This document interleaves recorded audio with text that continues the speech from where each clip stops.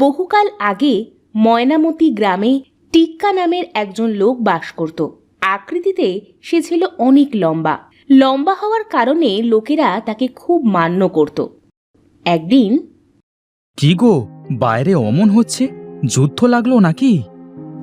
আমি তো নাকে আগুনের পোড়া গন্ধ পাচ্ছি। চলো তো বাইরে গিয়ে দেখি ব্যাপারখানা কি। হায় হায় হায়, এ কি সর্বনাশ হলো গো আমার! আগুন যে পুরো ছড়িয়ে গেছে। তানিয়া, এখন আমরা কি করব? আর কি করব, চলো মামুন ভাইয়ার বাড়িতে যাই।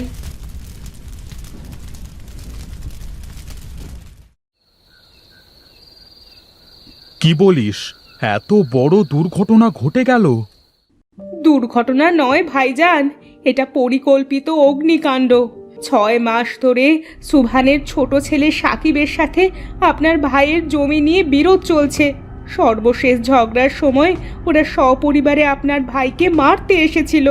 তখনই সাকিব বলেছিল, আমরা যদি আমাদের ঘর ভেঙে এখান থেকে চলে না যাই তাহলে সে ঘরে আগুন লাগিয়ে দেবে, তবুও আমাদের এখানে থাকতে দেবে না। হুমকির কথাটা গ্রামের কিছু লোক দাঁড়িয়ে থেকে শুনেও ছিল। যে লোক আগুন লাগানোর কথা বলতে পারে সে করেও দেখাতে পারে। আচ্ছা আচ্ছা, তোরা টিক্কার কাছে নালিশ জানাবি না? এখানে তার তো কোনো হাত নেই ভাইজান, আর তিনি কত দিকেই বা খেয়াল রাখবেন বলুন। তবুও তিনি গ্রামের মাথা। তিনি তোমাদের ক্ষতিপূরণ দিতে পারেন, আবার শয়তানকে শাস্তিও দিতে পারেন। তা পারেন বটে, কিন্তু কাল সকালে আমার সাথে টিক্কার বাড়িতে যাবি। তিনি গ্রাম প্রধান, তিনি নিশ্চয়ই এর একটা বিহিত করবেন। তা বলছো যখন যাব, খারাপ বুদ্ধি তো আর দিচ্ছ না?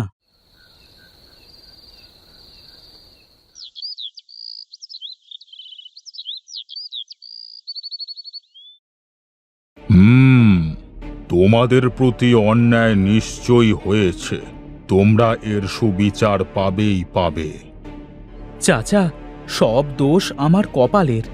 নয়তো সুভানের ছোট ছেলে যা ডাকাতে স্বভাবের, তার সাথে লাগতে কেন যাব আমি? সে বললে তো হয় না, ক্ষতিপূরণ হিসেবে কিছু অর্থ তুমি রাখো।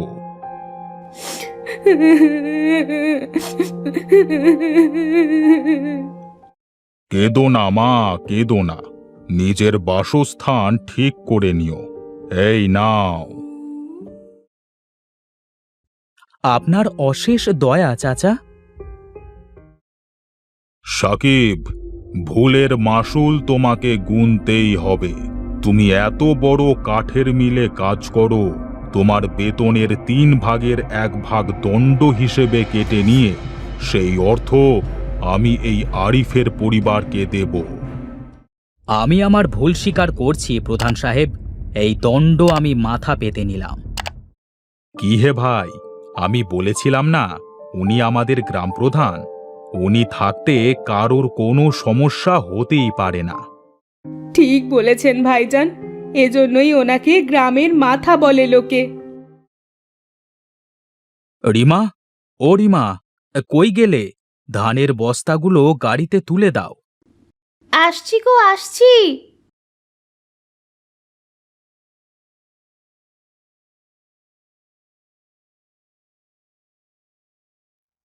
বুঝলে বউ, আজ তোমার বড় মেয়ে তন্নির জন্য 1 জোড়া রূপার নূপুর কিনে আনবো। সত্যি বলছো?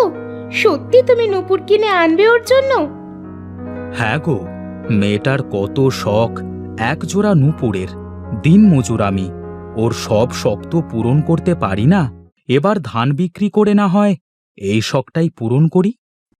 ধনে নয়, মনেই মানুষের আসল পরিচয়। তোমার মনটা অনেক বড় গো তুহিন, তোমার মনটা অনেক বড়।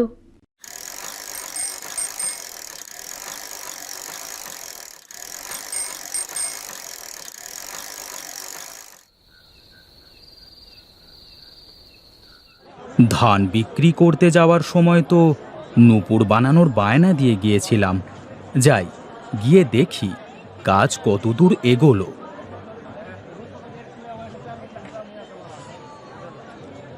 আরে তুহিন ভাই যে, আপনার কথাই ভাবছিলাম। আপনার নূপুর জোড়া পুরো তৈরি, আপনার আর দেরি হবে না। তাহলেই হয়, পথে আবার ডাকাতির ভয়। এই যে এই যে এই যে আপনার মেয়ের নূপুর। এই নাও টাকাটা, ধরো, গুনে নাও। হে, গুনতে হবে না, গুনতে হবে না। আপনি অতি সৎ মানুষ, আমায় কম দেবেন না, তা আমি জানি। তাহলে আমি আসি, কি করে যে যাব এখন? এই অবেলায় রাস্তায় কাউকে পাবো না, সে বেশ জানি। সেই সকালে বেরিয়েছে, এখনো এলো না। কি জানি পথে কোনো বিপদ হলো কিনা।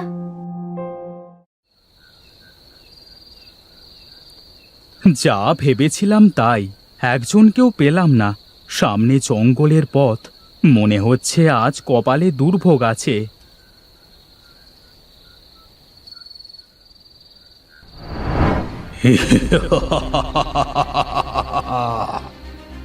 কে কে কে কে তোমরা? তোমরা কারা? কেন গো, চোখে দেখে ঠাহর করতে পারছো না? আমরা ডাকাত, আর আমি হলাম ডাকাত সর্দার শম্ভু। ডাকাত সর্দার শম্ভু? কি, নাম শুনে কলিজা কেঁপে উঠলো তো? সঙ্গে যা আছে দিয়ে দাও। কিন্তু আহ, বাঁচতে চাইলে দিয়ে দাও খালি। এই পোটলায় আমার ধান বিক্রির সমস্ত টাকা আছে। এই টাকা দিয়ে দিলে আমায় যে না খেয়ে মরতে হবে। আমায় দয়া করো সর্দার, দয়া করো। ওস্তাদ, আর সময় নষ্ট কেন? মানে মানে না দিলে জানে শেষ করে দিই। না না না, আমায় মেরো না, দয়া করো সর্দার, দয়া করো। দয়া? আহ? দিলে দয়া থাকলে আমরা কি ডাকাত হতাম রে?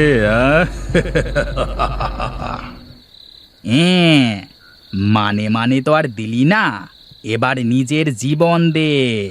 হ্যাঁ,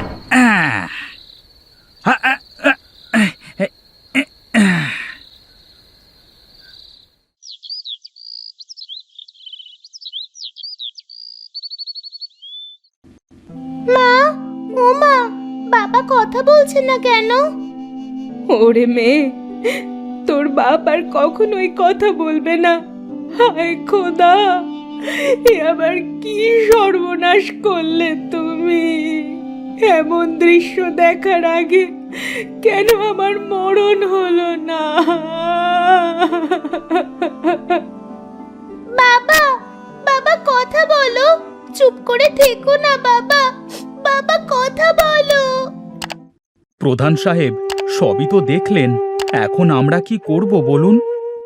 এই দৃশ্য নতুন নয় বাবা, প্রত্যেক রাতেই এ পথে ডাকাতি হচ্ছে। যাদের পরিবারের লোক গঞ্জে যায় বেচা কেনা করতে, তাদের সব সময় আতঙ্কে থাকতে হয়।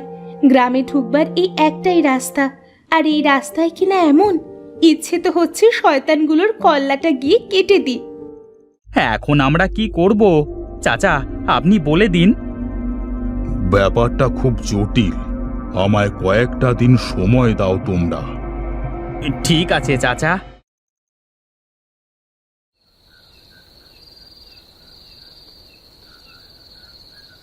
শোনো, এই এক সপ্তাহে আমি ডাকাতদের নিয়ে অনেক গবেষণা করেছি, নিয়েছি ওদের চালচলন সম্পর্কে খোঁজ। তারপর অনেক ভেবে চিন্তে আমি একটা সিদ্ধান্তে পৌঁছেছি। এখন আমার তোমাদের সাহায্যের দরকার। আপনার মুখ থেকে বেরোনো ছোট্ট একটা কথাও আমাদের কাছে খুব মূল্যবান চাচা। আপনি শুধু আদেশ দিন কি করতে হবে, তারপর দেখুন আমরা কিভাবে তা পালন করি। তাহলে শোনো।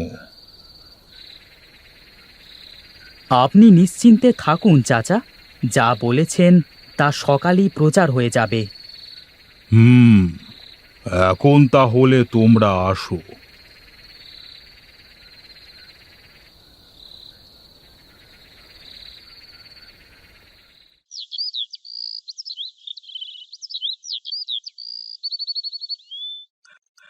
শোনো শোনো শোনো, আগামী শুক্রবার সন্ধ্যার পর আমাদের গ্রাম প্রধান টিক্কা সাহেবের মেয়ে তুলির বিয়ের সময় ধার্য করা হয়েছে। তুলির শ্বশুর শহরের বিরাট বড় শিল্পপতি। তিনি তার পুত্রবধূর পা থেকে মাথা পর্যন্ত গয়নায় মুড়িয়ে নেবেন বলে জানিয়েছেন। এই খুশিতে টিক্কা সাহেব শুক্রবার রাতের জন্য খানা পিনার বিশাল আয়োজন করতে চলেছেন।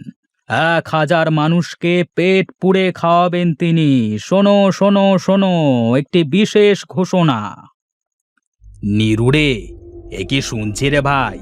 পা থেকে মাথা পর্যন্ত গয়না দিয়ে মুড়িয়ে দেবে। এবার এবার তো কপাল খুলে গেল রে আমাদের। এই খবরটা সর্দার শুনলে না খুব খুশি হবে, বুঝলে? হ্যাঁ চল, সর্দারকে এখনই জানিয়ে আসি। হ্যাঁ?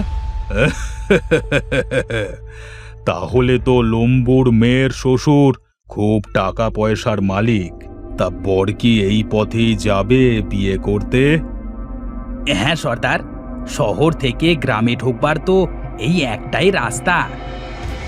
বিয়ের কাজ শেষ হতে তো অনেকটা রাত হয়ে যাবে। ওরা যখন বউ নিয়ে শহরের উদ্দেশ্যে রওনা দেবে, আমাদের তখনই কাজটা করতে হবে। পুরো লুট করে ফেলতে হবে। ঠিক আছে সর্দার, আজ বরং আমি রামদা আর বল্লমগুলোকে শান দিয়ে রাখি। কালকে দেখে নিস এক কোপে কয়টাকে কাত করিয়ে।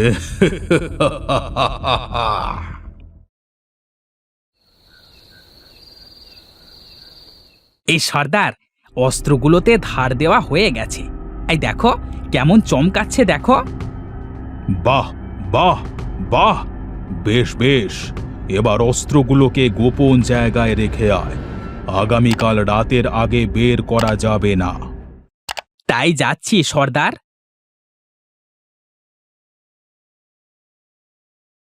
এই রাতটা আরাম করে ঘুমিয়ে নাও সর্দার, কালকে আবার বড় দাও মারতে হবে। আর ঘুম, সকাল থেকে মাথাটা প্রচণ্ড ব্যথা করছে। নিরু আসুক, ঘুমের ঔষধ খেয়ে 3 জনে একসাথে ঘুমাবো।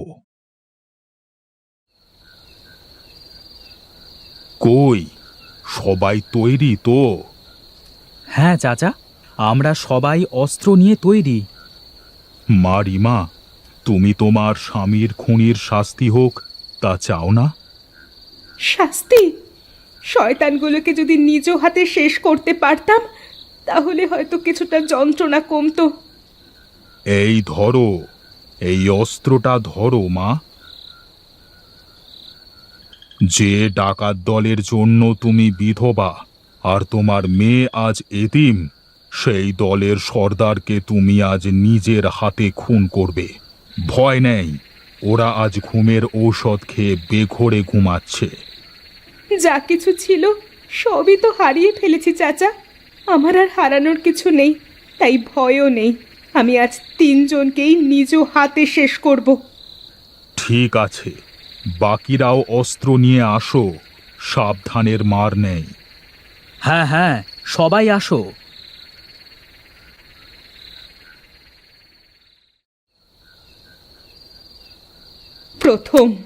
প্রথম সর্দারকে মারি।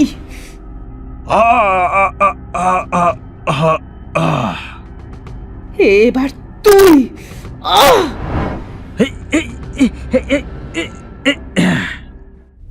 এবার হিরু, এই দেখ যন্ত্রণা কাকে বলে। উড়ি!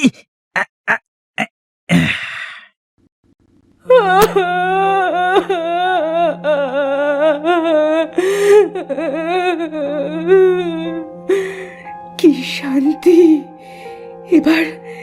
এবার আমি মরে গেলেও আর কোনো কষ্ট নেই। সে কি, কাঁদছো কেন মা? কান্না থামাও, কান্না থামাও। শোনো, যার জন্ম আছে তার মৃত্যুও আছে। একের মৃত্যুতে অন্যের জীবন থেমে থাকতে পারে না। তোমার একটা মেয়ে আছে, তার কথা তোমাকেই ভাবতে হবে। তুলি ঠিকই বলেছে, তোমাকে তোমার মেয়ের জন্য বাঁচতে হবে। আর মা, আজ থেকে তোমার মেয়ের দায়িত্ব আমার। আমার মেয়ে যেভাবে আদরে বড় হচ্ছে, ঠিক সেইভাবেই তোমার মেয়েও যত্নে বড় হবে। তুমি আর ওই বাড়িতে একলা থাকবে না। আজ থেকে আমার বাড়িতে মেয়েকে নিয়ে শান্তিতে থাকবে। তোমার সাথে পুরো গ্রাম আছে। চাচা, আপনি জানলেন কিভাবে ওরা আজ রাতে ঘুমের ঔষধ খেয়েছে? শহরে আমার এক বড়লোক বন্ধু আছে। ওই বন্ধুর থেকে একটা সিসি ক্যামেরা এনেছিলাম। রাত্রিতে ওরা ঘুমিয়ে পড়লে গোপনে ক্যামেরাটা ওদের আস্তানায় লাগিয়ে রাখি, আর ওই ক্যামেরার মাধ্যমেই সব জানতে পারি। বলতে দ্বিধা নেই, আপনি সত্যি গ্রামের মাথা চাচা। যেমন আপনার উচ্চতা, তেমনই আপনার প্রখর বুদ্ধি। আপনি দীর্ঘজীবী হন। আপনার মতো লোকের খুব দরকার।